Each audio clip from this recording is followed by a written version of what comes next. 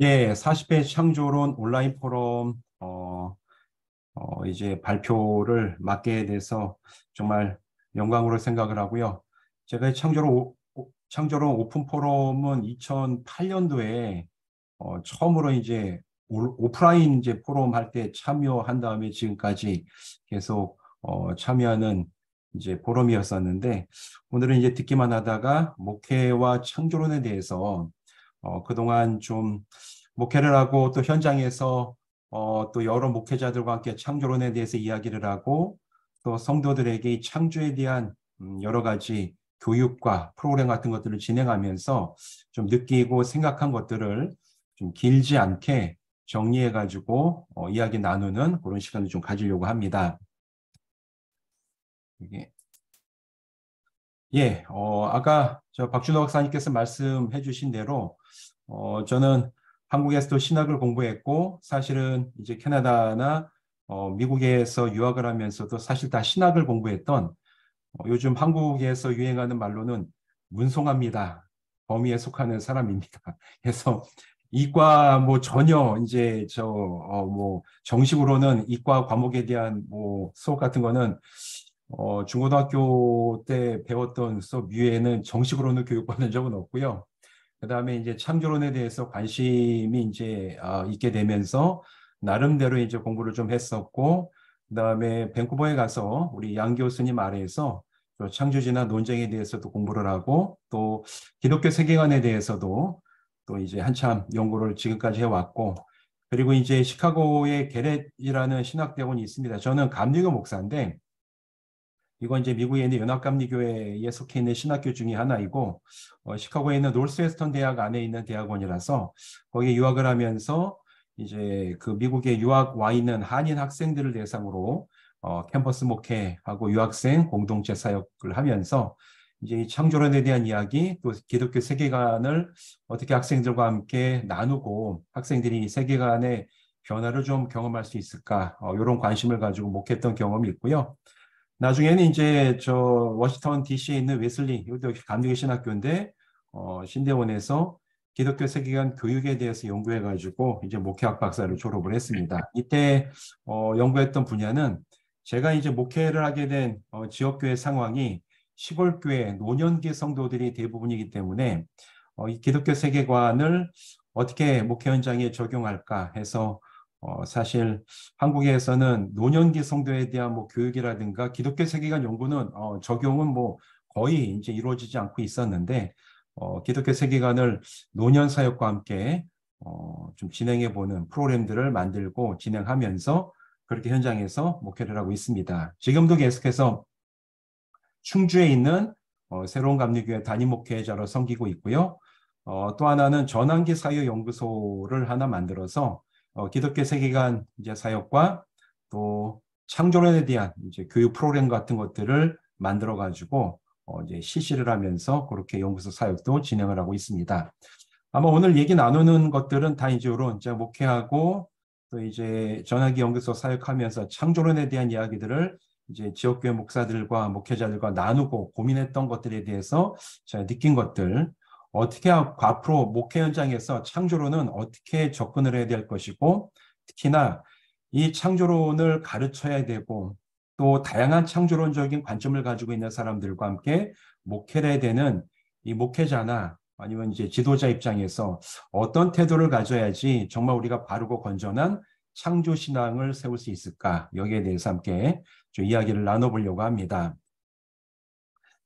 아마 기독교 신앙을 가지고 계신 분들은 창조 신앙의 중요성에 대해서는 뭐 더 이상 말할 필요도 없이 뭐 다 공감을 하시리라고 생각을 합니다. 성경, 성경이 시작되는 첫 책이 창세기이고 또 이 하나님의 창조하심에 대한 이제 믿음, 그러니까 창조 신앙은 모든 기독교 신앙의 근본이자 동시에 기독교 세계관의 출발점이라는 것은 아마 뭐 이단이라든가 다른 어떤 좀 왜곡된 어떤 신앙관을 가지지 않은 정상적인 그리스도인의 관점에서 모두가 또 동의하는 이제 그런 영역이라고 생각이 돼요. 그런데 이 하나님의 창조하심이라는 이 성경이 가장 첫 번째로 증언하고 있는 진리는 사실 서구화된 현대 사회 속에서 전방위적으로 가장 공격받고 있는 기독교의 진리 중에 하나입니다. 사실 기독교 세계관의 틀을 얘기를 하자면 창조, 타락, 구속, 요즘에 완성까지 해서 네 개의 가장 중요한 기독교 핵심 진리를 얘기하고 있는데 여러분 경험상 아시겠지만 우리가 사회생활을 하면서 뭐 여러 가지 종교적인 자유가 있어서 어떤 개인의 종교에 대한 이제 어떤 침해를 뭐 하는 것을 헌법적으로 금지를 하고 있잖아요. 그런데 뭐 종교는 다 개인적이지만 그 중에서 뭐 구원받고 타락받고 이런 것들은 그냥 종교의 영역에서 머물고 있지만 이 하나님이 창조하시고 이 모든 세상이 하나님의 창조하심의 결과로 인해서 지금의 모습으로 존재하게 됐다라는 이 창조신앙은 사실은 사회에 있어서 사상적으로라든가 아니면 과학의 영역에 있어서 아니면 학생들이 학교에서 뭐 공부를 할 때 때로는 직장에서 아니면 다양한 사회단체 등에서 이런 공적 영역에서도 이 창조신앙에 대한 공격은 굉장히 전방위적으로 이루어지고 있고 이로 인해 가지고 기독교인들이 자신의 어떤 창조 신앙이 어떻게 우리의 공적 생활에 적용이 되거나 아니면 내가 창조 신앙을 가지고 정말 우리가 살아가는 일반적인 삶 속에서 건강한 성도로 살아가야 되겠다라는 결단과 어떤 방법을 찾아내는 데는 좀 쉽지가 않은 시대를 살아가고 있다. 좀 이렇게 이해를 하고 있습니다. 아마 오늘 이 포럼에 참여하시는 대부분의 우리 참석자분들도 저의 이런 어떤 생각에 대해서 크게 동의하시리라고 생각이 됩니다. 지금도 특별히 공격 시스템을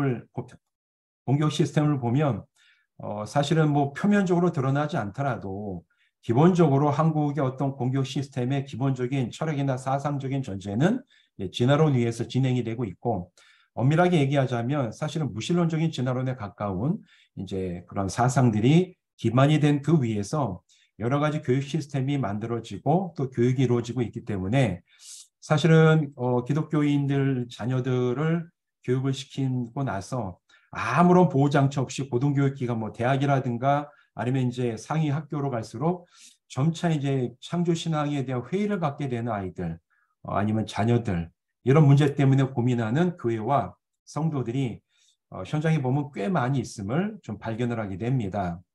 이처럼 창조신앙은 굉장히 중요한데 우리가 이 창조신앙에 대해서 사실 교회가 지금까지 크게 신경을 쓰지 못해온 것도 사실인 것 같아요. 그러다 보니까 목회 현장인이 교회에서 창조신앙이 굉장히 약해진 결과들을 오늘날 좀 많이 볼 수 있지 않나 그렇게 생각을 합니다. 그 약해진 결과에 대해서는 뭐 여러 가지 뭐 사회 현상이라든가 교회 안에 일어나는 다양한 사건보다는 전 제가 보면서 우리가 살아가는 이 시대가 지금 예수 그리스도의 십자가의 복음에 대해서 공격을 하거나 기독교 신앙을 굉장히 어떤 면에서는 좀 취약하게 만드는 방법 중에 하나가 이제는 예수를 믿고 내가 복음을 받아들이고 이런 것에 대해서 거부하거나 박해하는 어떤 그런 식의 방법이 아니라 서구화되거나 아니면은 이제 학문이 발달된 이런 우리나라 같은 경우에도 해당이 되지만 사회에서는 창조신앙에 대해서 굉장히 취약하게 만들면서 십자가 복음의 근본적인 목표를 상실하게 만드는 그런 시대적인 흐름 속에서 우리가 살아가고 있지 않나 그런 생각을 제가 많이 하게 됩니다. 우리가 요한복음 14장 6절 말씀 보시면 잘 아시는 말씀인데 예수께서 이르시되 내가 곧 길이요 진리요 생명이니 나로 말미암지 않고는 아버지께로 올 자가 없느니라.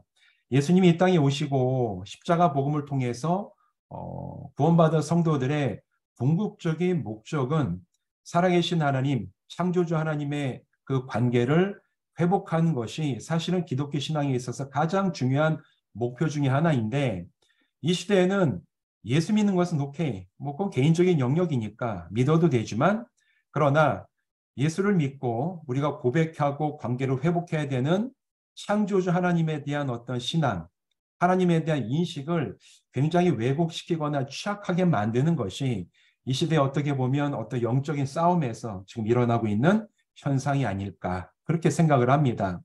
그래서 예수는 믿지만 하나님이 정말 성경에서 증언하는 창조주 하나님이 어떤 분이신지에 대해서 제대로 알지 못하거나 아니면 하나님께서 창조하셨다는 것에 대한 고백이 사실 우리의 삶이라든가 존재라든가 지금 우리가 살아가고 있는 천하 만물에 어떻게 관계되어 있는지를 이해하지 못하거나 굉장히 축소돼서 이해하고 있는 그런 기독교인들이 교회 안에 꽤 많지 않은가 이런 생각을 좀 하게 되고요.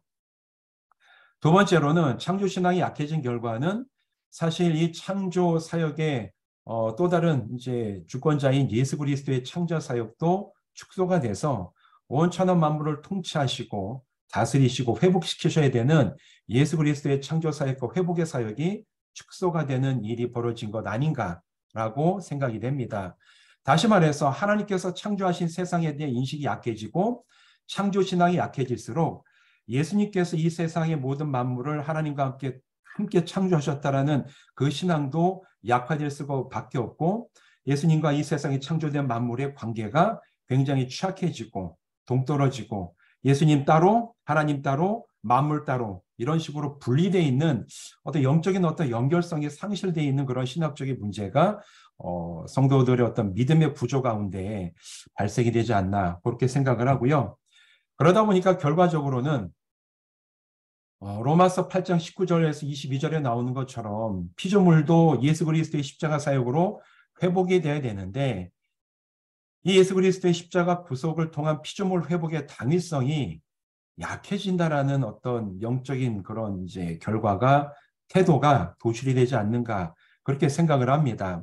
왜냐하면 창조주 하나님과 천하 만물 사이의 관계가 창조주와 피조물의 관계가 취약해지면서 하나님과 피조물이 분리되고 예수 그리스도와 피조물이 분리되어서 하나님의 구원 사역을 통해서 온 천하 만물이 회복이 돼야 되는데 회복돼야 될 이 천하 만물도 예수와의 관계에서 좀 격리되는 그런 일들이 벌어지면서 결국에는 이 성경이 증언하고 있는 이 창조신앙의 경이로움이 그리스도인들의 어떤 시각과 세계관 속에서도 상실되지 않았나.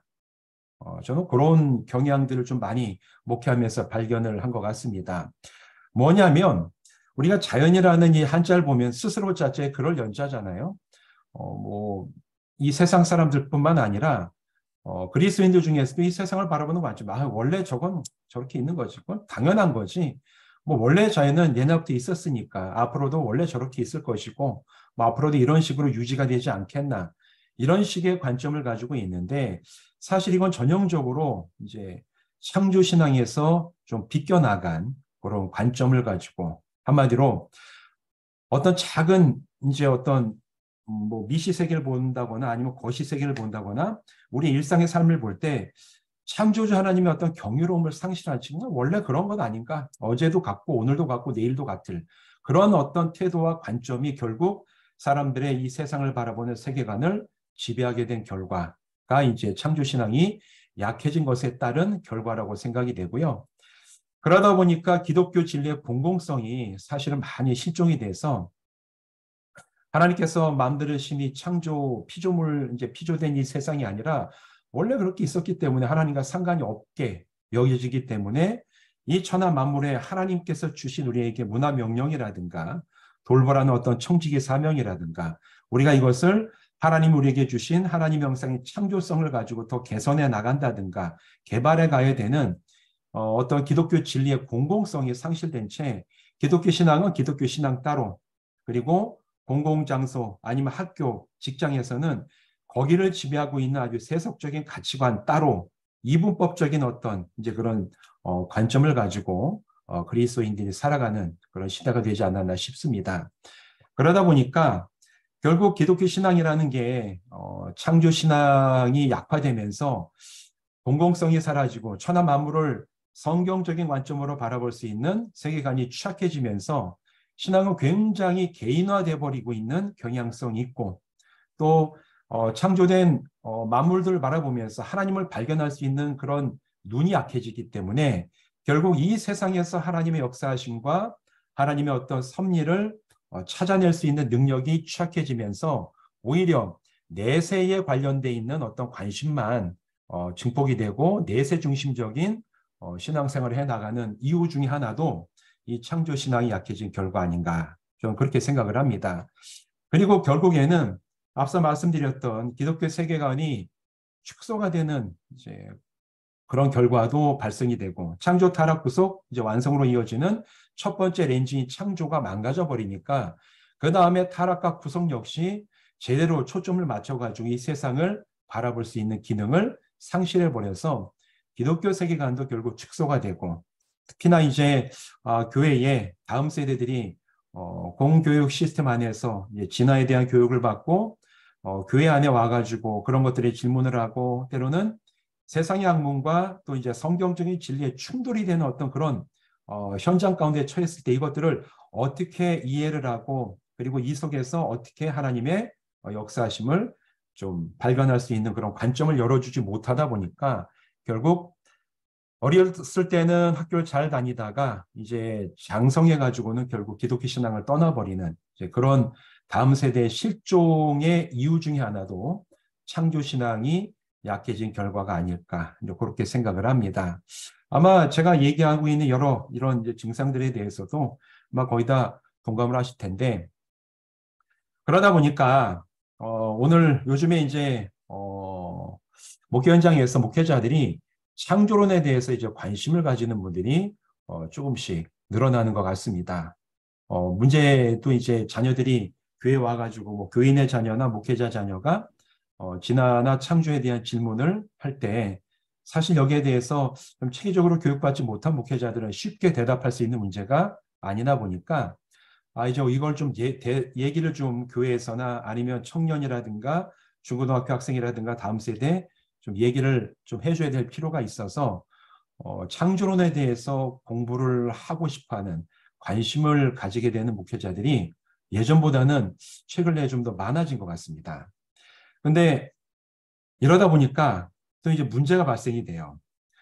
창조론에 대한 관심이 없는 분들은 사실은 뭐 크게 이제 창조론이 뭐 얼마나 복잡한지 아니면 여기에서 이제 창조론 자체에서 일어나고 있는 논쟁이라든가 창조 진화 사이에 어떤 이론적으로 이제 논쟁하고 있는 뭐 이런 것들의 전문적인 영역을 알지 못하는 분들은 사실 창조론이 얼마나 복잡한 세계인지를 알지 못한 채 이제 이 창조에 대한 이제 좀 연구를 하려고 발을 디디고 나서 시작을 하고 보니까 이 창조론이라는 게 굉장히 다양성을 가지고 있고 이 다양성 사이에 긴장과 때로는 갈등이 있다는 것을 미처 좀 알지 못한 채 뛰어들어서 굉장히 혼란스러워 하시는 분들도 사실은 이렇게 만나는 목회자들 가운데 아니면 성도들 주로 이제 청장년이나 청년들이죠.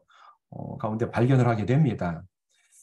다양하다는 것, 창조론이 다양하다는 것에 대해서 사실 아직도 한국교회가 잘 인식을 하지 못하는 것 같아요. 뭐 여러 가지 이유가 있는지 잘 아시겠지만 한국교회가 사실 1980년대부터 지금까지 교회 현장에서의 창조론은 대부분 다 창조과학회의 이제 이론이 주류여서 많은 성도들 또 많은 목회자들이 창조론 하면 이제 그렇게 통해서 들은 한 가지 이론이 사실은 뭐 대부분의 이제 그게 주류 이론이고 대부분 다 이제 창조과학회의 동의를 하겠거니하고 생각하시는 분들이 이 창조론에 대한 좀 전문적인 책들이나 이런 뭐 수업이라든가 뭐 이제 아티클 같은 걸 보시면서 창조론 사실 굉장히 다양하고 그리고 우리가 주류라고 알고 있었고 한국교회에서는 이거 외에 다른 창조론이 없을 거라고 생각했던 창조과학회 젊은지구 창조론이 사실은 굉장히 많은 비판의 직면에 있고 또 외국에서는 사실 그것이 주류가 아니라 비주류에 속하는 이론이라는 걸 알게 되면서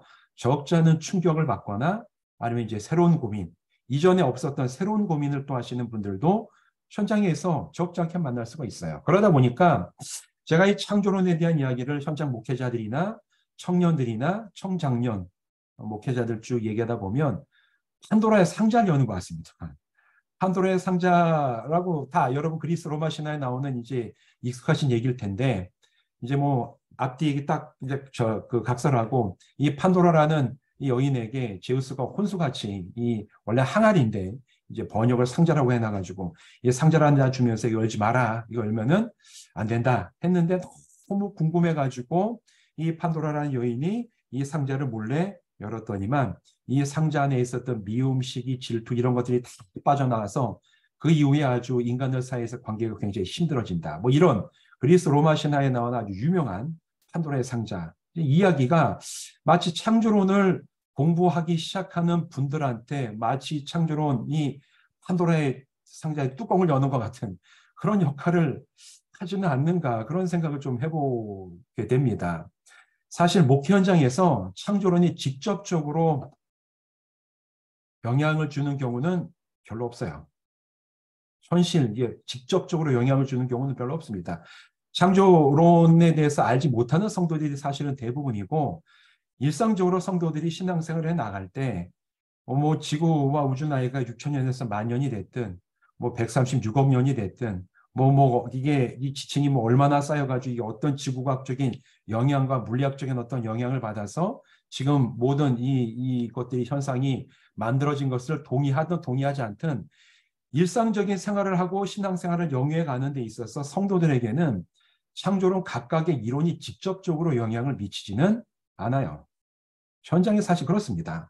그런데 이제 특히 이제 목회자들이나 또 이런 어떤 과학적인 수업을 받게 되는 청년, 청장년, 어린이, 이제 학생들 같은 경우는 여기에 대해서 배우는 것과 성경이 얘기하는 것이 너무나 직접적인 차이가 나기 때문에 여기에 대해서 뭔가 답을 얻고자 하는 그런 갈망이 있습니다. 교회에서 여기에 대해서 정말 건강한 이제 창조 신앙을 가질 수 있도록 지도해 주면 좋은데 그렇지 않을 경우에는 사실은 굉장히 갈등이 증폭이 되고 특히나 이제 수도권에 있는 교회들은 뭐 대형교회 중심으로 해서 청년들, 청장년 사이에서 이제 이 창조론에 관심 있는 성도들 사이에 굉장히 논쟁도 있고 또 이제 초청한 강사의 문제로 인해 가지고 또 어려움을 당하는 그런 교회들도 있고 뭐 이런 현상들을 보면서 이런 것 때문에 목회자들 아니면 지도자들이 창조론을 이제 공부를 좀 해야 되겠다 하면서 오히려 그것 때문에 훨씬 혼란스러워하는 일들도 벌어지는 것을 발견할 수가 있고요. 오히려 이런 창조론이 직접적으로 교회 목회나 성도들에게 영향을 주는 것보다는 창조론 외에 다양한 이슈들과 연계되면서 사실 창조론과 아무 관계가 없는 것처럼 여겨지는 그런 이제 우리 한국 사회의 다양한 어떤 갈등의 이슈들과 이렇게 엮이면서 목회자들이 굉장히 곤욕을 당하는 그런 일들도 제가 몇 번 봤습니다. 서울에 있는 뭐 큰 교회에서는 이제 창조론에 관련되어 있는 다양성에 대한 이제 세미나를 진행하면서 저 서울대 있는 우모 교수님 초청해가지고 뭐 강의한다고 했다가 그냥 교회에서 굉장히 이제 청장년들 사이에서 문제가 된 거죠. 그 문제는 뭐냐면 우리 교회 목사님 이런 사람을 초청해가지고 강의하는 거 보니까 우리 교회 목사님이 뭐 이렇게 얘기해 죄송하지만 빨갱이 아니냐. 그래가지고 막 이거를 섭외했던 목회자한테 당신 지금 한국 사회에 문제가 있는 당신 빨갱이 아니냐 이런 식으로 막 메일이 날라오고 이걸 뭐 해명하느라고 아주 정말 곤욕을 치렀던 이제 그런 이야기들도 제가 목회자들 사이에서 보면서 야 이게 사실은 창조론과 상관이 없나 한국 사회의 다양한 갈등 요인과 엮이면서 창조론보다는 이 창조론을 둘러싸고 있는 이 태도와 이것이 가지고 있는 어떤 다른 것과의 이제 연합해가지고 휘발성 때문에 사실 목회자들이 굉장히 이야기하는 데에 이제 조심하거나 아니면 아예 다시 여기에 대해서는 이야기를 끊이지 않고 회피해버리는 그런 이제 경향성까지 교회에서 발생을 하는 걸 보면서 야, 이 창조론에 대해서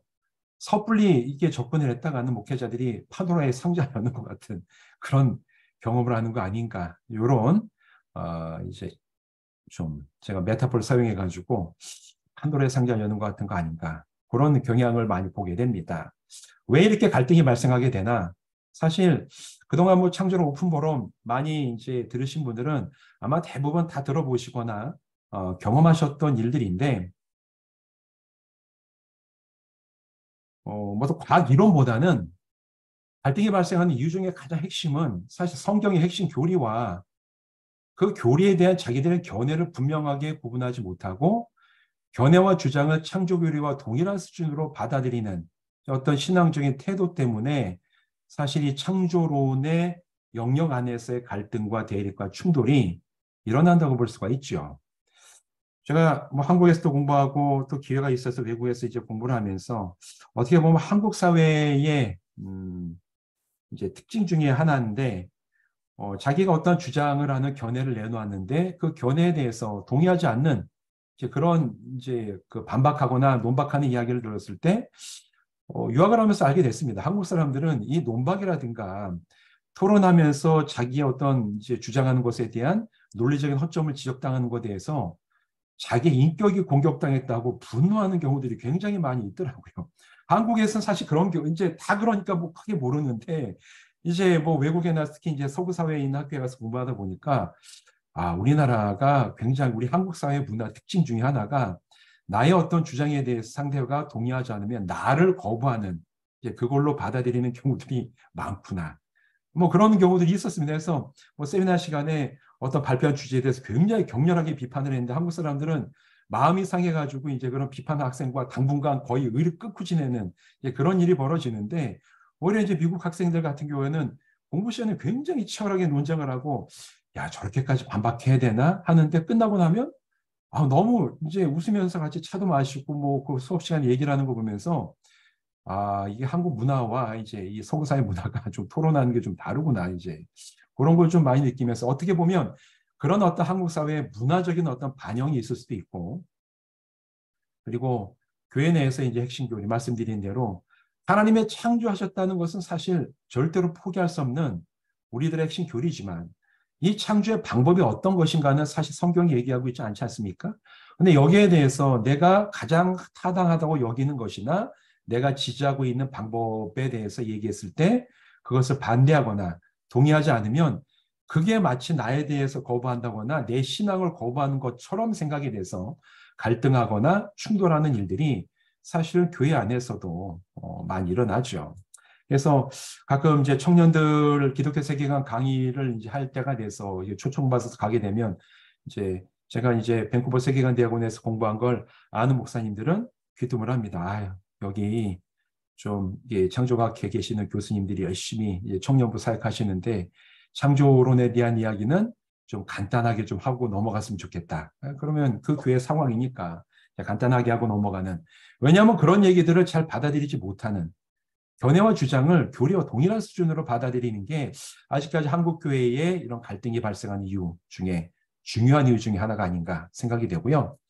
그리고 제가 현장에서 목회자들과 만나면서 이야기하면서 느끼게 되는 것이 신학적인 이야기들인데 사실 각각의 창조 이론은 이론으로만 존재를 하지 않죠. 그 창조 이론의 백그라운드에는 그 이론이 가능하게 하는 신학과의 연관성이 반드시 있습니다. 우리가 이제 잘 알고 있는 창조과학회 이론은 오래된 이제 그 세대주의 신학에서 나왔을 뿐더러 사실 그 시작이 안식교라는 것은 이제 근대에 들어와서 이제 그 시작을 체계화시킨 것이다. 안식교 교인이라는 거는 뭐 이제 그 넘버스 교수님의 창조론자들이라는 아주 걸출한 책에 보면 아주 자세하게 논쟁이 되어 있는데 원래 이것이 그냥 툭 튀어나온 게 아니라 굉장히 중요한 신학적인 백그라운드 앞에 그 위에서 각각의 창조 이론들이 나올 수 있었다라는 것을 사실 현장 목회자들은 잘 모르는 것 같아요. 뭐 오렌지고 창조로도 마찬가지고 유실론적인 진화론도 사실은 그것이 가능하게 하는 성경을 바라보게 하는 관점 아니면 신학적인 어떤 백그라운드가 있기 때문에 그것이 나온 거지 이게 전혀 신학과 아니면 철학적 사상적인 상관없이 그냥 순수하게 과학적인 연구만 가지고 나왔다고 생각하는 건 굉장히 이거는 순진한 생각이죠. 그런데 현장에서 볼 때는 이 창조 이론과 그것의 바탕이 되는 신학과의 연관성을 파악하지 못하는 경우들이 대부분입니다.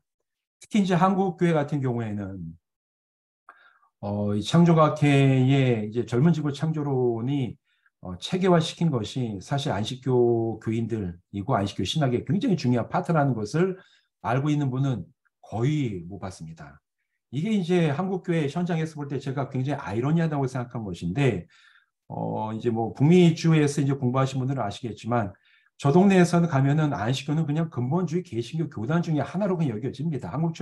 한국교회처럼 안식교를 교리적으로 이단이라고 딱 정죄한다거나 이단의 목록에 올려놔가지고 막 이렇게 뭐 교리하지 않거나 뭐 그러지 않아요. 그냥 굉장히 근본주의적인 교단, 개신교단 중에 하나로 그냥 그렇게 취급을 하는데 오히려 한국에서는 안식교는 이단이라고 딱 정죄를 하면서 거기에 있는 그 신학적인 바탕 위에서 나오게 된 이 젊은 지구 창조론은 사실 이것을 그냥 굉장히 신앙적이라고 받아들이죠. 미국에서는 오히려 반대입니다.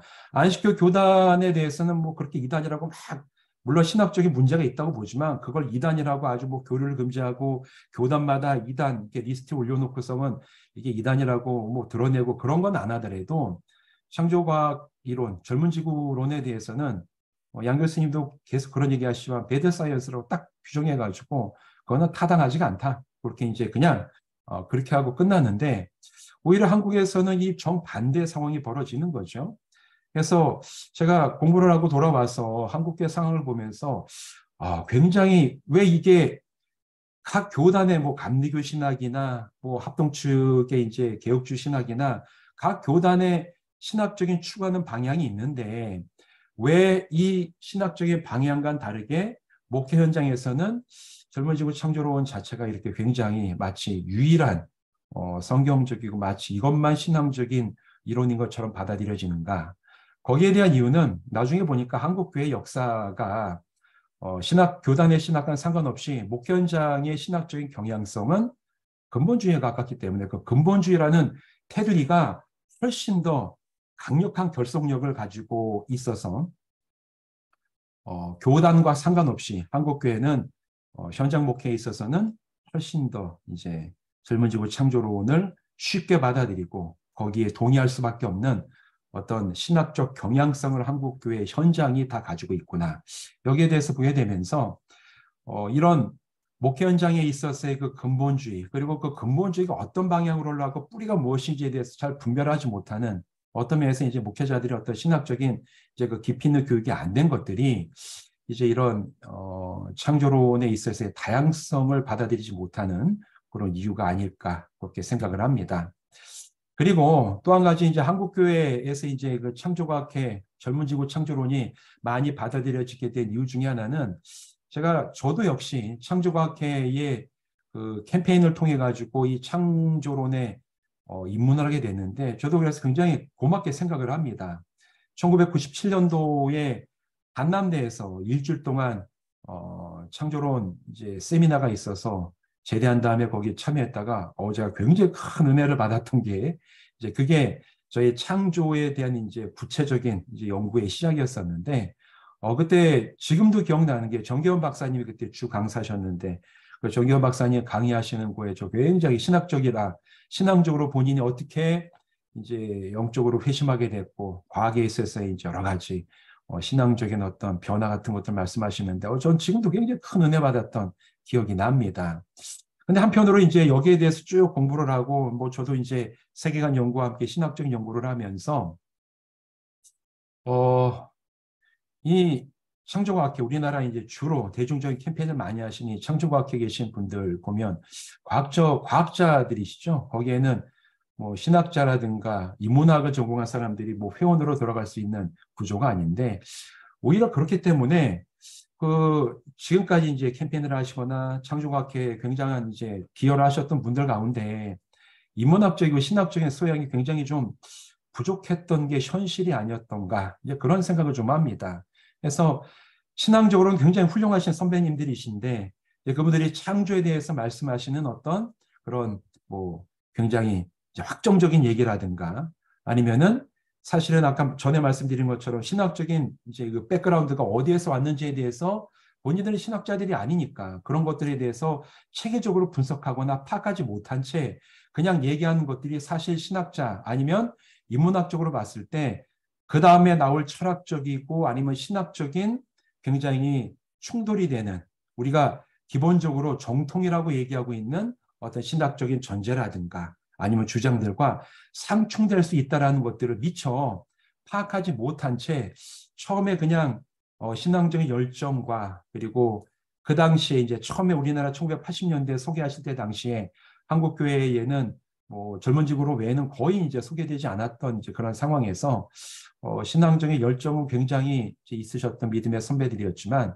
오히려 그분들에게 좀 부족했던 게 인문학적이고 신학적인 좀 관점이 부족해서 이것이 나중에 어떤 이제 신학적이며 사상적이며 철학적인 좀 문제를 일으킬 수 있는 소지가 있는지에 대해서 미처 파악하지 못했던 것. 그리고 특히 이제 세계관 형성에 어떤 영향을 미칠지에 대해서 우리 처음에 이제 비유하셨던 분들은 잘 파악을 하지 못하셨던 것 같아요. 이런 것들이 좀 이제 갈등이 발생하는 이유 중에 하나이고, 요건 이제 주로 이제 과학을 전공하신 분들에 해당되는 거고, 그 다음에 현장 목회자들 사이에서는 사실은 과학적인 소양이 결여된 목회자들이 몇 가지 단편적인 지식만을 알고 그것만을 가지고 창조에 대해서 너무나 확정적으로 교회에서 얘기하시면서 오는 그런 갈등이나 문제도 있습니다.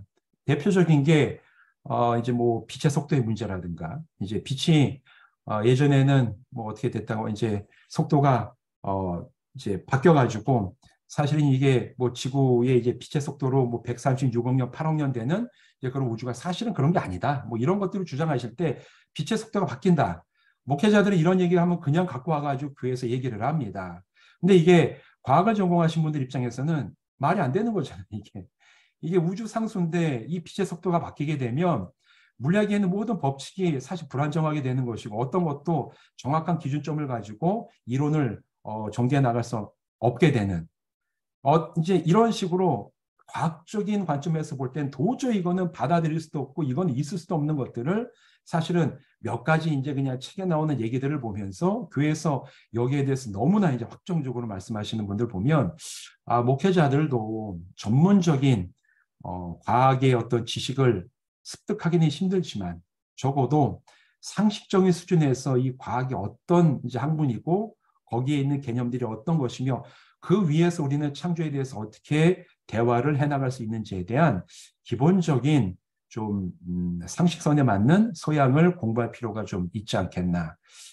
현장에 있는 목회자들에게 이런 게 좀 부족한 경우들이 많이 발견됩니다. 결국 그래서 이 목회 현장에서의 창조론을 다룰 때 고려해야 될 것들이 있구나. 요거를 좀 제가 생각을 하게 됐습니다. 이런 창조론 오픈 토론 같이 이게 창조론에 관련돼 있는 이야기만 하는 것과 목회 현장에서의 창조에서 얘기하는 거는 굉장히 방향도 다르고 입장도 다릅니다. 어떤 포론이나 토론 같은 것들은 각각이 지지하거나 구성한 이론이 얼마나 타당한가, 합리성을 논증하는 것이 목표지만 사실 목회 현장에서 창조론을 다룰 때에는 다양한 견해가 있거든요. 이 다양한 견해 가운데 옳고 그른 것을 증명하기보다는 이 다양한 창조론적 견해를 가진 성도들이 어떻게 하면 창조신앙 안에서 하나가 된 신앙 공동체로 세워질 건가. 이것이 사실은 현장 목회자에게 제일 중요한 목표입니다. 나와는 다른 창조적 견해를 가지고 있는 사람이랑 그 사람 교회에서 자를 수가 없잖아요. 그거는 교회도 아니고 이건 아무것도 아닌데 사실은 이 창조론 논쟁만 보면은 굉장히 치열하고 갈등도 있고 충돌도 있지만 이거는 이제 창조론 논쟁이라는 그 카테고리 안에서 벌어지는 현상이고 목회 현장에서 있어서 볼 때는 나와 다른 견해, 목회자와 성도가 다를 수도 있고 성도 사이에서도 다를 수가 있는데 이런 다양한 창조론적인 견해를 가진 성도들을 어떻게 하면 서로가 대화하게 하고 나와는 다르지만 그 사람들이 인정하게 하고 그렇지만 우리가 하나 된 이 창조신앙을 가지고 있는 신앙 공동체인지를 확인하면서 하나 된 신앙 공동체를 세우는 것이 사실은 창조론 논쟁과 목회에서의 창조론을 대하는 것과의 제일 큰 이제 차별점 중에 하나죠. 그래서 목회자들은 누가 틀린 것에 대해서 틀린 것을 얘기해도 다시 틀렸다라고 얘기하는 게 아니라 다르게 생각해 보자라고 얘기를 해야 되지 틀렸다라고 얘기하면 사실 그때부터는 교회에서는 굉장히 이제 복잡한 문제가 발생이 될 수도 있고 아까 말씀드린 것처럼 이제 틀렸다라고 딱 하는 순간 내 신앙이 부정당했다고 느끼는 분들은 우리 담임 목사님이 저런 걸 지지하는 거 보니까 우리 목사님 자유주의자다. 이제 자유주의 신학자다. 이런 식으로 이제 나가가지고 막 이야기가 벌어지는 걸 보면 사실은 이 다양성을 틀린 것보다는 각 그 다양성 속에서 우리가 어떻게 하나가 될 건가를 추구하는 게 사실은 이 창조론 논쟁과 목회 현장 사이의 창조론의 접근법이 제일 큰 이제 그 차이점이라고 볼 수가 있죠.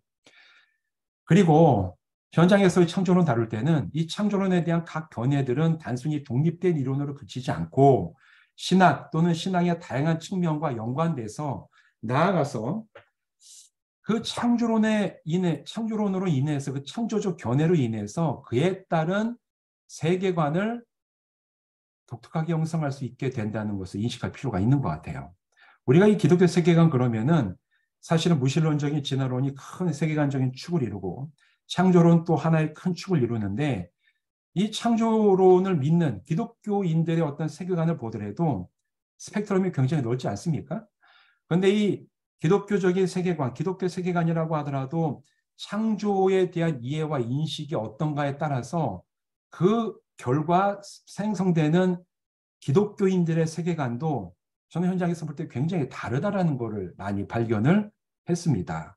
같이 창조에 대해서 믿지만 내가 이런 창조론을 지지하는 사람들이 결국 그런 이론들이 가지고 있는 영향 때문에 어떤 특정한 어떤 세계관적인 경향성을 보이고 또 그 반대되는 것은 또 다른 어떤 세계관적인 경향성을 보이고 그게 신앙생활에 어떤 영향을 미치는가까지 목회자들의 현장에서 좀 꿰뚫어 볼 수 있는 세계관적 관점을 창조론과 함께 볼 수 있게 좀 그런 능력을 가질 필요가 있겠다. 좀 목회자로서 그렇게 생각을 하고요. 바람직한 창조 신앙을 세우려면 그럼 과연 어떻게 될 것이냐? 우리가 계속해서 얘기하는 거지만 하나님의 창조하신 영원한 진리지만 창조의 방법에 대한 이론과 설명은 견해이고 임시적인 것임을 창조론을 연구하는 분도 마찬가지지만 이 창조론을 공부하게 되는 목회자들 또 성도들 역시 인정하고 받아들여야지만 바람직한 결과가 나온다. 이럴 때 견해가 다른 사람들 사이에서 겸손하며 존중하는 대화가 가능해집니다. 나와 다른 이제 견해를 가진 사람들은 이게 무슨 뭐 신앙적으로 다 잘못되고 뭐 마귀의 영역에 들어가서 활동하는 사람들이고 뭐 신앙적으로 배교한 사람들이고 이런 식으로 그런 식으로 접근하는 것은 뭐 대화 자체가 안 되는 것이고 사실은 예수를 믿고 구원받고 구원 안 받고가 어떤 창조론의 어떤 한 가지 특정한 것을 따르고 안 따르고에 의해서 결정되는 게 아니잖아요. 이거는 견해이자 주장인 것이지 중요한 것은 창조하심에 대한 확신과 그리고 그에 따른 견해는 일시적인 것이며 임시적인 것이어서 변할 수도 있고 다른 사람들은 다른 견해를 가질 수도 있다는 것을 목회자가 인정을 해야지 사실은 성도들도 인정을 할 수가 있습니다. 이게 지도자나 목회자가 제일 중요한 이유는 사실은 교회는 목회자 수준 이상으로 올라갈 수가 없거든요. 목회자가 너무나 확정적으로 얘기해버리면 성도들 다 그렇게 따라갑니다. 그러나 목회자가 때로는 성도들이 그 사이에서 충돌하거나 씨름을 하고 있을 때 그 다양성에 대해서 어떻게 이 사람들이 그거를 인정하면서도 어떻게 함께 건강한 창조신앙을 세워갈 것인가를 이끌어줄 수 있는 소양을 본인이 갖추고 개발해내야지 어느 한 가지만 따라가고 나머지가 다 틀렸다 이런 식으로 얘기해버리면 교회가 그런 어떤 경향성만을 가진 사람을 모이게 되면 공동체의 건강성 역시도 굉장히 좀 약화되지 않나 그렇게 이제 생각이 되고요. 그러기 위해서는 각각의 창조 이론들이 신학과의 연계성 안에서 드러내는 강점과 약점에 대해서도 알아야 되고 인정을 할 필요가 있습니다. 창조신앙은 성경이 말하는 영원한 진리지만 하나님의 창조의 방법을 완벽하게 설명해낼 수 있는 창조론은 없다라는 게 우리의 정답이 아닌가 생각을 합니다. 저는 물론 제가 이제 밴쿠버에서 공부를 하고 양 교수님 이제 스승님이시기 때문에 저의 기본적인 스탠스는 오렌지구 창조론적인 입장에서 이제 접근을 하는데 뭐 항상 우리가 공부할 때 얘기하지만 어떤 창조 이론이 하나님의 창조의 방법을 완벽하게 설명해낼 수 있다라고 생각을 하고 확신하면 바로 거기서부터 오류가 출발하는 것 같아요. 젊은 지구 창조론은 뭐 다 아시겠지만 성경에 대해서는 굉장히 이제 권위를 지켜낼 수 있다는 신학적인 강점을 가지고 있죠. 그런데 젊은 지구 창조론을 잘못하면 반지성주의로 휙 가버릴 수도 있고 오히려 그것 때문에 정말 학문적으로 공부하고 있는 사람들, 학생들, 청년 학생들 사이에서 갈등하다 결국은 둘 중에 하나를 선택해야 되는 기로에서 신앙을 버리고 오히려 그냥 과학을 나는 그냥 교회를 떠나버리겠다. 이런 식으로 결정하고 떠나갔던 학생들도 저도 몇 명을 만나봤습니다. 잘못하면 반지성주의로 흐를 수 있다는 것. 과학과 신앙 사이의 갈등을 전혀 조율하지 못한다는 건 이거는 굉장히 치명적인 약점이죠. 그 반대에 있는 유실론적인 진화론은 이 정반대의 약점들을 가지고 있죠. 보면 과학과 신앙의 대화를 뭐 충돌 없이 잘 설명을 해낼 수가 있지만 사실은 이제 이런 식의 이제 태도를 가지고 있는 신학적인 태도는 계몽주의적인 그런 이제 예전에 있었던 자유주의적인 이성을 더 깊이 받아들이고 거기에 우선권을 두다 보니까 나중에 신앙도 굉장히 합리적으로만 이해하려고 그러는 그런 약점들을 사실 그대로 드러내고 있는 한계가 있죠. 그리고 성경의 권위가 굉장히 낙화될 수가 있다. 특히 창세기 원역사에 나오는 여러 가지 사건들을 역사적인 사건이 아니라 의미로만 해석할 수밖에 없는 한계에 빠져버릴 수밖에 없는 게 또 이제 그 반대편에 있는 신학적이고 또 창조론적인 약점이 될 수밖에 없는 것이고, 또 중간은 이제 뭐 오렌지부 창조론 같은 경우에는 성경에 나오는 여러 가지 사건들을 합리적으로 설명해내기에 참 어려움이 있죠. 그리고 양쪽으로부터 다 이제 타협 이론이라고 또 공격을 받기 때문에 이건 역시 뭐 완벽한 이론이라고 얘기할 수 없지만, 그러나 중요한 것은 자기가 어떤 스탠스를 취하고 어떤 이론을 지지하든지 간에 이 이론이 강점도 있지만 약점도 있고, 그리고 하나님의 창조하심은 진리지만 거기에 대한 설명은 임의적이고 견해에 해당하는 것이다. 이거를 목회자나 가르치거나 지도자인 사람부터가 확실하게 받아들이면서 공동체에 대한 접근을 해야지 이 공동체가 다양한 견해를 가지고 있는 사람들이 들어와서도 그 안에서 함께 창조신앙을 우리가 세워갈 수 있는 공동체가 된다. 이렇게 생각을 합니다. 그 다음에 제가 더 깊이 말씀드리고 싶은 것은 바람직한 창조신앙을 세우기 위해서는 창조론만 가지고는 해결이 안 된다고 생각을 합니다. 앞에 말씀드린 대로 창조론이 이게 우리가 아무리 연구를 해도 결론적으로 하나님께서 어떻게 창조하셨다는 것을 확정적으로 알 때는 우리 주님이 다시 재림하신 다음에 정말 우리가 다 하나님 앞에 가가지고 정말 궁금한 게 있는데 하나님께서 창조하셨을 때 어떻게 창조하셨습니까? 하나님께 여쭤보고 그때 대답을 듣는 것 외에는 좀 방법이 없다고 생각을 합니다. 그 얘기는 모든 이론들은 다 임시적이고 견해 이제 주장에 가까운데, 그런데 이제 이런 어떤 이제 그 견해들을 충돌하면서 이 충돌하면서 너무나 격렬한 충돌이 일어나서 사실은 진화론 이제과 이제 대립하면서 거기에 대한 어떤 이제 그 이론들을 개발해내야 될 에너지들이 창조론자들 사이에서 싸우다가 다 에너지가 소진해 버린다. 이런 식의 이제 조롱을 당하는 게 이제 창조론 논쟁에 대한 어떤 좀 부정적인 면이긴 하지 않습니까?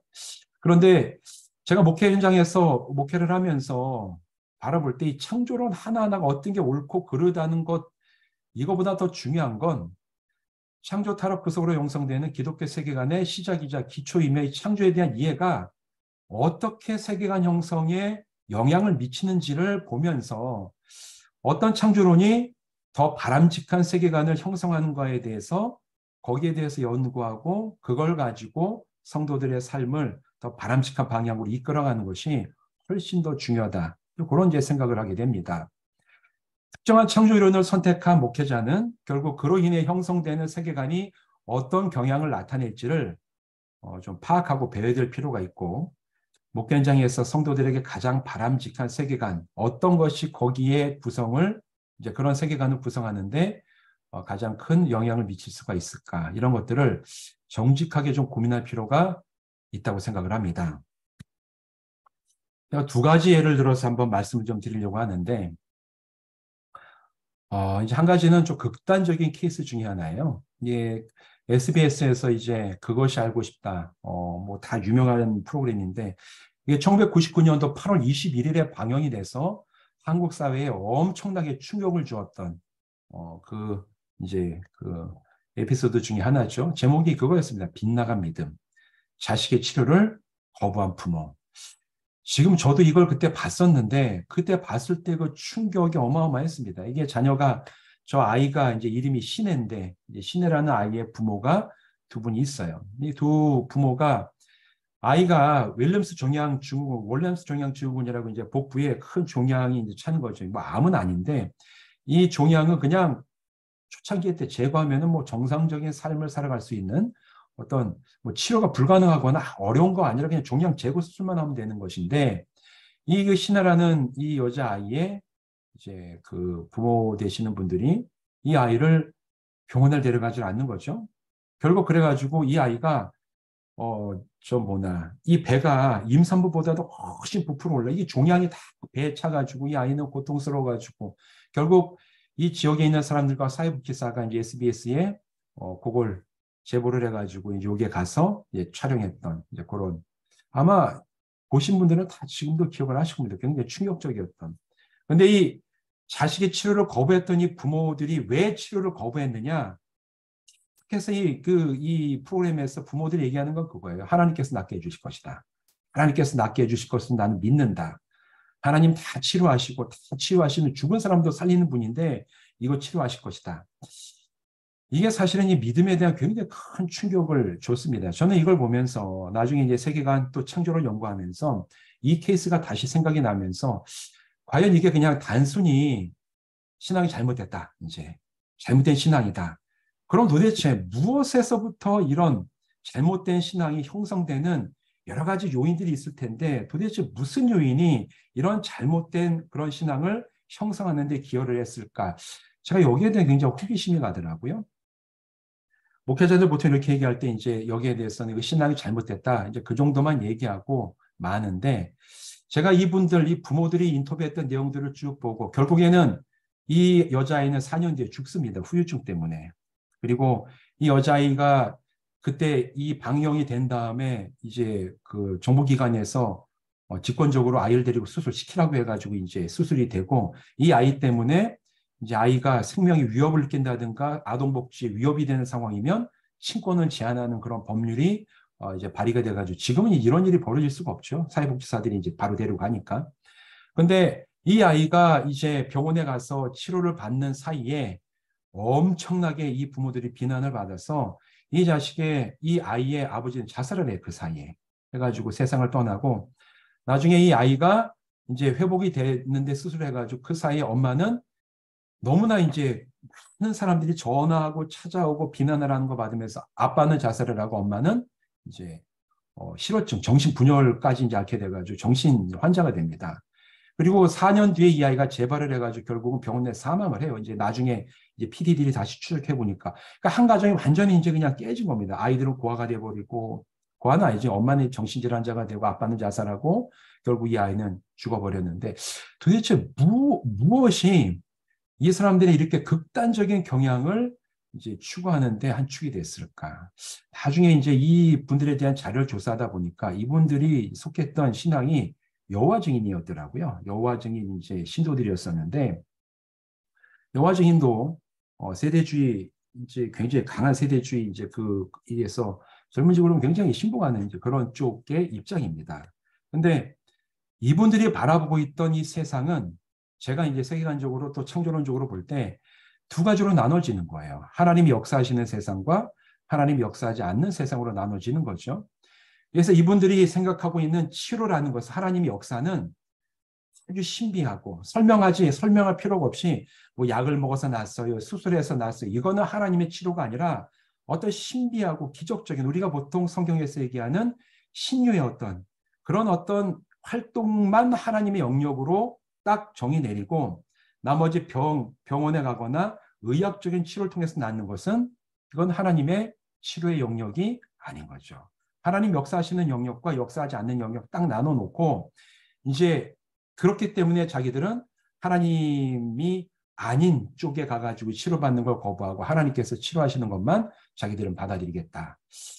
전형적인 이제 반지성주의적인 어떤 이제 태도이고 결국 이런 쪽에 이제 입장을 가진 어떤 창조론을 쭉 찾아가다 보면 아마 이분들도 가지고 있는 창조론적 견해는 아마 굉장히 이제 폐쇄적이고 어떤 면에서는 굉장히 외골수적인 그런 경향을 가지고 있지 않았을까. 그걸 보면서 사실은 이 창조론, 그 창조론을 통해서 어떤 세계관이 특정적으로 만들어졌을 때 그 세계관이 굉장히 반지성적이거나 아니면 하나님의 영역과 하나님의 영역이 아닌 것을 딱 나눠가지고 이렇게 이분법적으로 세상을 보게 되는 세계관이 형성이 되면 사실은 그런 세계관을 가지고 있는 성도들의 삶, 신앙은 불행할 수도 있다는 굉장히 극단적인 케이스 중에 하나라고 생각을 하고요. 이건 굉장히 케이스가 극단적이죠. 근데 이런 식의 경향을 가지고 있는 성도나 목회자가 적지 않습니다. 제가 이제 목회자 모임들을 쭉 나가면서 지금부터 한 3년 전쯤에 처음에 목회 시작하면서 제가 전도사일 때 이제 기도하는 모임들을 쭉 참여를 했어요. 지역에 있는 이제 제가 원주에서 개척을 했었는데 원주 횡성 춘천에 있는 목회자 모임을 제가 기도 모임이라고 해서 한 달에 한 번씩 다 같이 모여서 기도하는데 어느 날 그 기도 모임에서 연락이 와서 이제 모이자에서 갔습니다. 가서 모임분들이 한 10분 정도 되신 분들이 목회자 사모님들이 이제 한 달 사이에서 여러 가지 이제 상황, 뭐 어떤 일이 있었는가 얘기를 나누면서 기도하는 건데 그중에 어떤 분이 말씀하시는데 그런 얘기를 하세요. 요즘에 감기에 들려가지고 몸이 너무 컨디션이 안 좋았다. 그래서 자기가 이걸 병원 가서 이 약을 먹고 나야 될 것인가 해서 이제 병원에 가서 약을 타서 집에 와서 이제 먹으려고 하는데 퍼뜩 드는 생각이 이거 기도해가지고 나야지 내가 약을 먹는 것처럼 이렇게 비신앙적인 행동을 해서 되겠는가. 그런 생각이 들어서 본인은 약을 먹지 않고 이제 앞으로 낫기 위해서 열심히 이제 기도를 하고 있다. 이런 얘기를 본인이 이제 한 달 동안의 간증처럼 얘기를 하시는 거예요. 제가 그 얘기 들으면서 굉장히 좀 경악했습니다. 근데 문제는 같이 기도하는 이 목회자들 사이에서의 반응이 저와는 정반대였던 거예요. 어떻게 정말 그런 믿음 없는 행동을 할 뻔했다고. 기도해서 나야지 어떻게 약을 먹고 이제 날 수가 있겠냐. 목회자들이 그런 식으로 반응을 하고 목회자와 사모들이 있죠. 이제 오신 참석하신 분들이 그런 걸 보면서 저는 이제 또 다른 충격을 받고 이제 그 이후로는 이제 그런 기도 모임을 제가 나가질 않았는데 이런 식의 어떤 신앙적인 태도라든가 뭐 과거에 대한 입장이라든가 이런 생각을 하신 분이 적지 않다라는 걸 제가 그때 실제적으로 만나는 모임을 통해서 알게 됐죠. 왜 그럴까? 이게 왜 이런 세계관이 형성이 되게 됐을까라는 것들을 봤을 때 사실은 굉장히 반지성적인 어떤 그런 경향성을 주는 이제 여러 가지 자극들이 있었을 것이고 아마 창조론도 아마 그런 거에 큰 영향을 미치지 않았을까라는 나름대로 이제 분석을 좀 해보면서요. 이 창조론은 어떤 창조론을 지지하는가에 따라서 사실은 그것이 간접적으로 연쇄작용을 일으키면서 신앙적인 경향성이나 세계관적인 특성을 형성하는데 기여하고 있다는 것을 목회자들은 반드시 알 필요가 있다. 또 그 정반대 얘기를 좀 이제 한번 또 하고 싶은데 유학을 하면서 이제 유학생들 모임 중에 음악을 하는 이제 친구들이 있었습니다. 그래서 그 유학생 공동체 사역을 하며 설교를 이제 기독교 세계관적으로 어떻게 우리가 하나님을 위해 상문을 할 수 있을까? 뭐 이런 이제 설교를 계속해서 청년들이랑 나눴었는데 언젠가 음악을 전공하는 학생들과 말씀을 나눈 다음에 대화를 하면서 그런 이제 주제로 이 대화가 이어졌어요. 너희들이 음악을 하는데 이 음악을 가지고 하나님의 영광을 위해서 아니면 정말 신앙적으로 음악을 한다는 게 과연 무엇일까? 이제 아이들한테 한번 쭉 물어봤더니만 아이들이 대답하는 이제 그 답변은 뭐 다 우리가 알고 있는 그런 답변들입니다. 교회에서 찬양을 하거나 아니 특성을 할 때 뭐 악기를 연주하거나 이제 성악을 하면서 할 때 이게 참 하나님을 위해서 하는 것이다라고 생각을 한다. 뭐 이런 것들.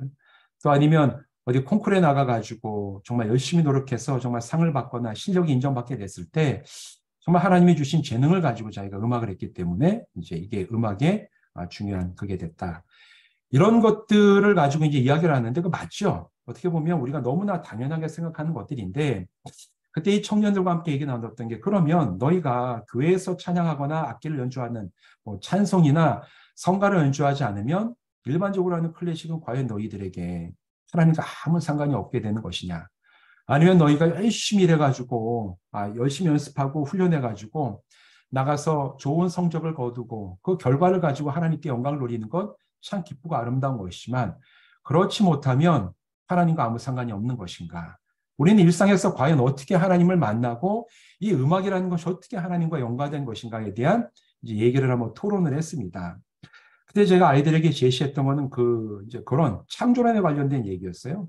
하나님께서 창조하신 것은 보이는 물질, 목회자들은 대부분 다 보이는 물질에만 한정해가지고 이제 성도들도 마찬가지고 이 창조에 대한 이해를 가지고 있는데 하나님의 창조하신 물질도 있지만 그 물질을 구성하고 있는 여러 가지 우주의 법칙, 물리 법칙까지도 하나님이 창조하신 것이고 너희가 지금 오늘날 뭐 바이올린을 킬 때 이 바이올린 키는 것 자체가 너희가 악보를 볼 때 빛이 들어와 가지고 이 흰 종이에 있는 검은색 인쇄되어 있는 게 사실은 이 색소가 다양한 빛을 반사하는 그 빛의 반사가 너희들의 이 눈에 있는 작은 시신경을 통해서 뇌로 갔을 때 사실 그 뇌가 이걸 악보라고 읽어내고 누구의 악보인지도 알게 되고 이 악보가 어떤 감정과 어떤 태도를 가지고 연주하게 되는 것들을 너희가 다 인지하게 되는 그것 자체가 하나님께서 주신 굉장히 섬세한 창조의 능력과 하나님의 창조의 법칙 가운데 진행되는 것인데 그걸 너희가 이해하지 못하면 어떻게 우리가 이 연주라든가 이 음악 한다는 것 자체가 하나님의 창조의 섭리가 없으면 어떻게 이게 이루어질 수가 있겠나. 그거 외에도 그 다음에 이제 그걸 가지고 너희가 이 신경을 통해 가지고 악기를 세밀하게 연주하는데 이 시신경 아무리 로봇 과학이 발달해도 모르겠습니다. 앞으로는 사람처럼 악기를 연주할 수 있는 그런 로봇이 뭐 이제 발명이 될지 안 될지 모르겠지만 이 미세한 신경의 이 그 조종을 통해서 악기를 이제 어, 연주를 하는데 이 떨림 가장 미세한 떨림을 통해서 이 공기가 공명이 되고 그걸 통해서 이 귀에 있는 이 청각신경이 자극이 되고 그걸 들었을 때 이게 누구의 노래이며 이걸 통해서 뭘 전달하려고 하는지까지 인지할 수 있는 이 모든 과정들이 하나님의 창조의 섭리가 없으면 과연 우리가 음악한다는 의미가 있을까? 이제 이런 이제 이야기를 할 때 우리가 이 모든 것이 가능하게 된 것이 하나님의 창조하심의 섭리와 능력 가운데 있기 때문에 우리가 가능한 것이고 음악한다는 것은 하나님을 만나고 음악을 통해서 하나님께 영광을 돌린다는 것, 특별히 교회나 어떤 콩쿠르에 나가서 좋은 성적을 미치는 그것도 중요하지만 네가 오늘 음악하는 것 자체가 하나님의 창조의 영광 가운데 있다는 것을 늘 인식하면서 음악을 해라. 그럼 그것이 하나님이 우리에게 주신 창조의 섭리 가운데 네가 음악을 통해서 매일 하나님을 만나는 방법이 아니겠나. 이런 쪽에 이제 토론을 하면서 아이들이 굉장히 이제 새로운 관점을 가지고 음악을 하는 그런 이제 모임들이 좀 있었습니다. 뭐 이거 음악뿐만 아니죠. 화학도 그렇고 뭐 여러 가지 학문 분야들이 다 그렇게 접근을 할 수 있는데 우리가 기존에 가지고 있는 어떤 이제 학문에 대한 아니 뭐 일에 대한 그런 것들을 깨뜨리기 위해서는 하나님께서 이 창조하신 것에 대한 그 창조의 범위, 깊이, 또 창조의 그 능력이 어떤지에 대해서 좀 더 포괄적으로 이해하고 그리고 우리가 이것들을 삶에 대해서 적용할 수 있을 때 창조 신앙이 더 견고하게 세워지지 않겠나 이렇게 생각을 하고요.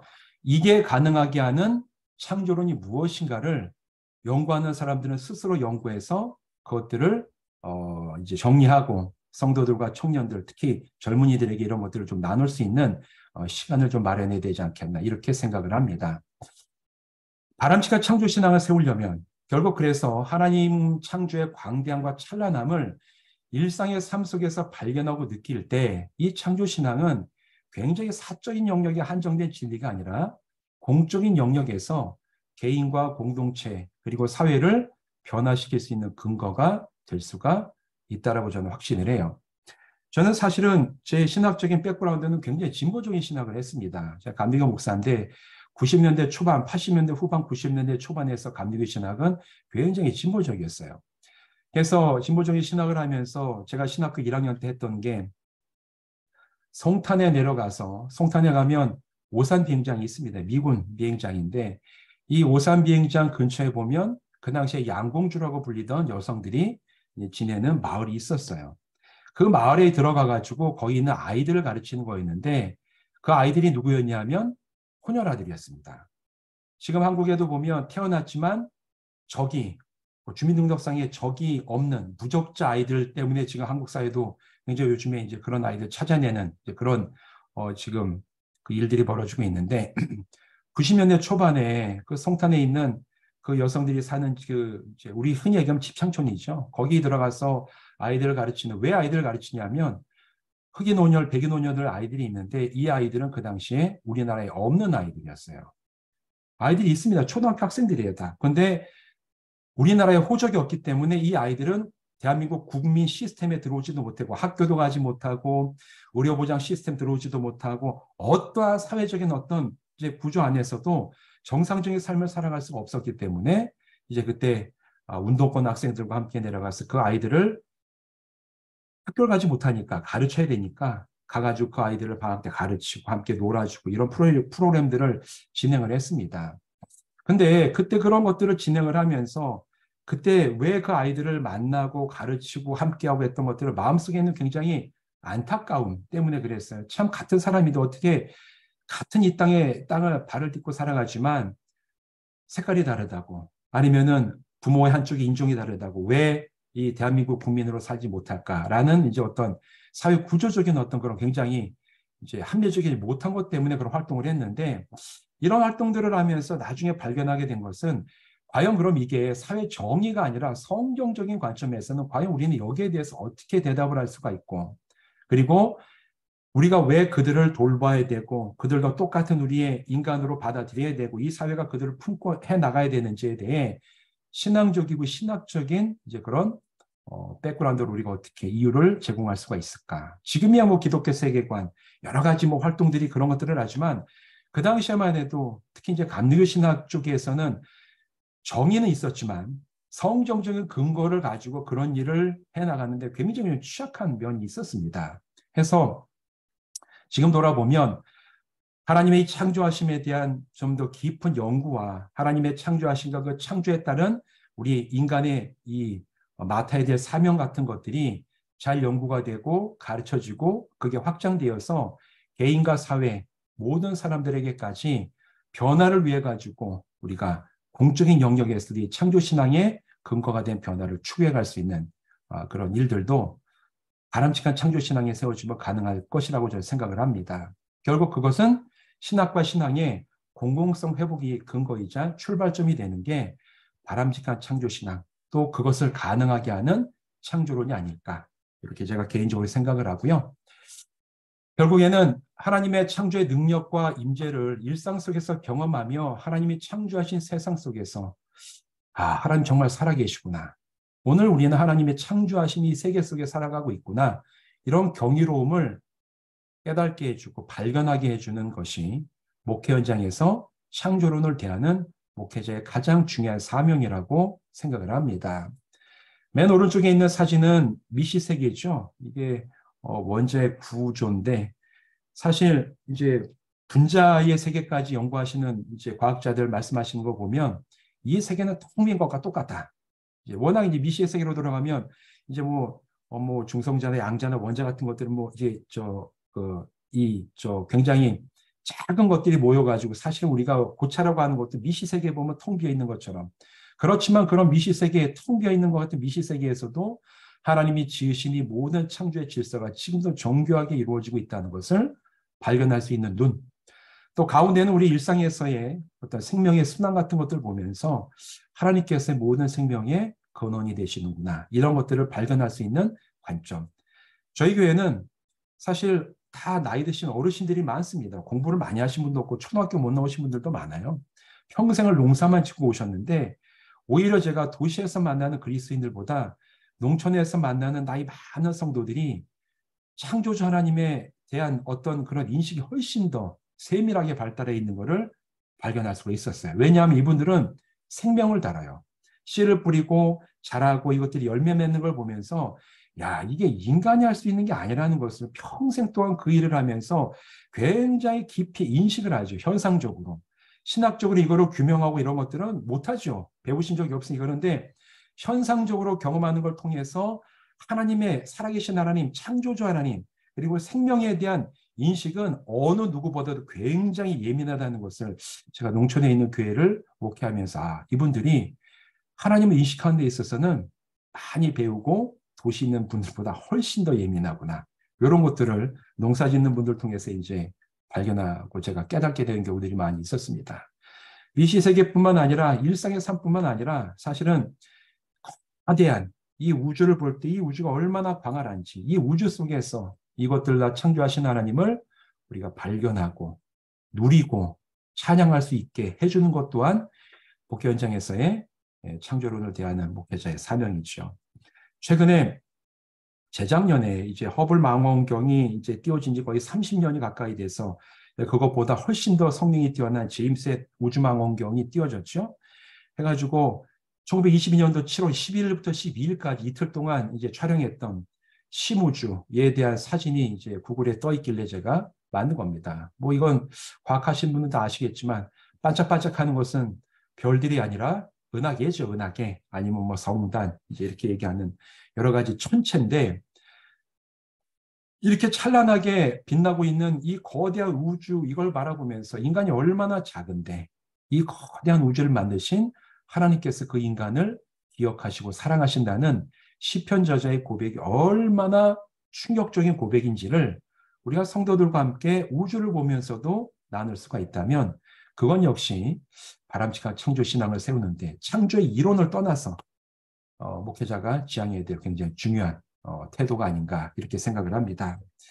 이제 마지막으로 이제 얘기 나눌 때 그럼 우리가 창조에 대한 다양한 교육 활동과 프로그램들을 좀 기획해서 실시해야 되는데 이제 이거는 제가 전환기 사회연구소에서 매해마다 진행하는 창조론 교육이었습니다. 우리가 지금 창조 교육은 대부분 다 강의실에서 하죠. 교회에서 모여서 PPT를 보면서 강의를 이제 하면서 창조가 어떤지, 뭐 창조의 결과가 어떤지 이런 것들을 잘해야 미디어를 가지고 이제 강의를 하는데 제가 뭐 캐나다, 미국에 있으면서 자연사박물관을 많이 돌아보고 국립공원들도 많이 돌아보면서 느끼게 된 게 강의실에서 강의라는 것도 굉장히 중요하지만 이런 공원이라든가 자연사 박물관 가서 이 박물관들은 사실은 진화론의 최첨단의 이론이 다 디스플레이된 곳이 특히 이제 미국 가면은 아주 전시가 잘 돼 있는 최근의 이론들이 다 반영되어 있는 디스플레이가 돼 있는데 이런 것들을 보면서 이 사람들이 보고 있는 이 진화적인 이 세상에 대한 관점과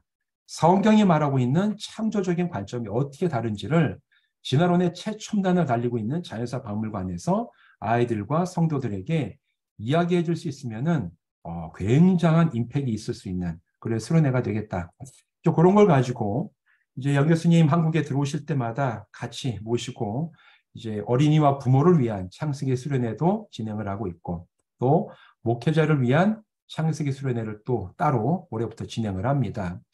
해서 보면 자연사 박물관에 들러서 사실 잘 전시되어 있는 이 전시물들을 보면서 같은 전시물을 보면서 진화론과 창조들은 어떻게 다르게 이해하게 되는지 그리고 이것들이 성경적으로는 어떻게 우리가 받아들이고 이해할 수 있는지를 얘기해 주면 사실은 강의실에서 이제 미디어를 보면서 하는 것보다 훨씬 더 좋은 이제 질문과 이전 아이들의 이해 그리고 특히 부모들이 굉장히 질문이 많고 여기에 대해 가지고 부모들이 이제 궁금증 그리고 열정들을 참 많이 발견할 수 있어서 부모들이 여기에 대한 이제 교육이 필요하다는 것을 좀 많이 발견하게 되고요. 그다음에 이제 목회자들을 위한 창세기 수련회는 앞서 말했던 이런 목회자들이 어떻게 창조론에 대해서 이런 태도를 가져야 될지에 대한 토론과 교육을 하기 위해 따로 목회자들을 모아가지고 수련회를 올해 처음으로 진행을 했습니다. 보시면은 뭐 자연사 박물관도 가지만 우리가 살아가는 일상의 삶의 자리에 화석이 나오는 곳이 있어요. 그러니까 우리가 얼마나 이 창조론이라는 건 멀리 떨어진 학문의 분야가 아니라 우리가 살아가는 이 세상, 우리가 발 딛고 살아가는 이 땅, 이런 모든 것들이 어떻게 우리가 형성이 됐고 이게 하나님의 섭리와 이끄신 가운데 어떻게 만들어졌는지를 이해할 수 있는 그런 이제 수련회가 준비가 되고 교육을 좀 진행을 하고 있어요. 여기 지금 보이는 것은 화석인데 옆에 있는 그 돌 담같이 보이는 게 이게 화석입니다. 이게 태백에 가면 태백 장성중앙교회라고 통합 측 교회 주차장이 화석이 나옵니다. 거기에. 여기 보면 이제 암모나이트 같은 작은 화석들이 이 벽면에 쭉 붙어 있는데 화석은 맞서도 어디에서 화석이 나오는지를 가본 분들은 드물거든요. 이런 데를 이제 아이들 아니면 목회자들과 함께 가면서 실제적으로 이런 화석들이 나오게 되는 이제 장소, 어떻게 이런 화석들이 만들어지는지 이런 것들을 성경적으로 어떻게 우리가 이해하고 설명할 수가 있는지에 대한 교육들을 해나가는데 이 교육은 기본적으로 창조론 교육은 다 교회에서 진행하시는 분이 많은데 현장을 어떻게 나가서 교육을 할 것인가 여기에 대한 고민을 하고 제가 저희 연구소에서 이런 수련회를 마련해 가지고 진행하는 이제 좀 독특한 창조론 교육이라서 제가 그렇게 말씀을 드립니다. 결국 이 창조론의 갈등, 창조론 사이에서의 갈등, 때로는 정말 서로가 대화를 못할 지경까지 가는 좀 이제 막힌 담 같은 걸 느낄 때 어떻게 우리가 이것을 넘어설 수가 있을까? 이 판도라 이야기 맨 마지막에 가면 그게 나오죠. 모든 게 다 빠져나가서 인간 세계 속에 질투, 시기, 충돌, 여러 가지 나쁜 일들이 다 발생이 되는데 그런데 마지막까지 판도라 상자 안에 남아 있었던 한 가지가 있어서 그걸 갖고 인간은 살아간다. 그 남아 있는 게 무엇이냐? 희망이다. 이게 그리스 로마 신화는 그렇게 얘기를 하죠. 근데 저는 이 창조론에 대한 학문도 마찬가지로 이 창조론에 대해서 공부를 하면 마치 판도라의 상자가 열리는 것 같은 그런 느낌을 받을 때도 많지만 결국에는 마지막까지 우리가 함께하고 함께 할 수 있게 해주는 게 있는 게 무엇이냐면 창조의 진리, 우리가 믿고 있는 창조의 진리는 하나다. 성경이 말하는 창조의 진리 우리가 다 믿고 그 안에서 살아가기 때문에 그걸 서로가 인정한다면 우리가 서로가 서로 못 만날 사람들이 아니라 목회 현장에서도 다양한 견해가 대화가 되고 그럼에도 우리가 창조신앙 안에 있는 우리의 신앙 공동체로 세워질 수 있지 않을까 이런 생각을 좀 하게 되고 오히려 그리고 이 창조론의 다양성을 목회자나 지도자들이 다루면서 창조신앙을 바르게 세워가는 과정이 곧 영적이며 성품적인 성숙의 길이 되고 지도자들이 성숙할 때 성도들 역시 이 창조론을 대하고 창조신앙을 세워져 가는데 함께 성장해 나갈 수 있는 길이 열리지 않겠는가 그런 생각을 합니다. 그래서 오늘 이 강의 이제 마지막 장인데 마지막에는 우리 멜데니우스라고 잘 알고 있는 이 격언이 있죠. 본질에는 일치를. 우리가 하나님의 창조하심을 믿는다는 그 본질에는 일치를 해야 되고 비본질에는 자유를. 그 창조의 방법, 메커니즘 어떻게 되는 것이냐. 하나님께서 설명해 주지 않고 인간이 연구해서 가설과 이론을 써야 되는 그 영역에 있어서는 서로가 자유를 서로에게 인정해 줄 수 있는 것, 우리가 또 배워야 될 것이고 그럼에도 모든 것에는 사랑을 우리가 한 신앙 안에 있다는 것을 늘 기억을 하면서 논쟁은 뜨겁지만 그러나 목회 현장, 일상의 삶에서는 서로가 창조 신앙을 가지고 그 창조 이론이 만들어 놓는 기독교 세계관, 어느 것이 바람직한 것인가에 대한 선의의 경쟁을 하면서 우리가 바른 창조 신앙 위에서 바른 성경적 세계관을 가지고 우리에게 주어진 사명을 잘 감당해 나가는 그런 신앙의 공동체와 성도를 훈련시키는 것이 우리가 해야 될 일 아닌가 이렇게 생각을 하면서 오늘 강의를 마치겠습니다. 감사합니다.